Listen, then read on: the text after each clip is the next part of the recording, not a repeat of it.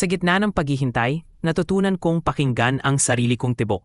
Sa katahimikan ng gabi, doon ko mas naramdaman ang bigat ng bawat sandali. Hindi na ako nagbibilang ng oras. Natutunan kong hayaan ang oras na lumipas, kahit pakiramdam ko ay palagi itong nakatigil sa sandaling iniwan mo ako. Araw-araw kitang inaalala, hindi dahil gusto ko, kundi dahil kusa kang bumabalik. Sa bawat tahimik na umaga, ikaw ang una kong naiisip.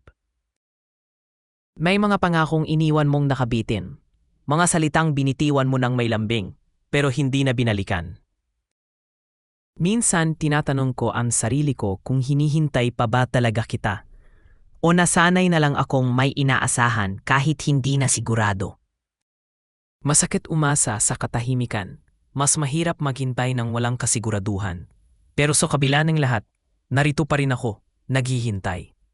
Sa bawat araw na lumilipas ng walang balita, unti-unti kong natututunang tanggapin na may mga paghihintay na hindi sinusuklian.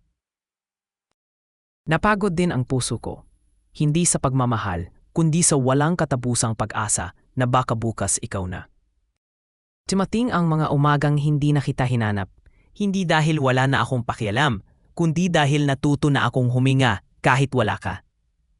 At sa gitna ng paghihintay, natagpuan ko ang sarili kong nawawala.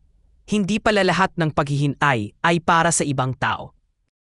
Minsan, ang paghihintay ay hindi tungkol sa pagbabalik nila, kundi sa pagdating ng lakas para piliin ang sarili kapag sapat na.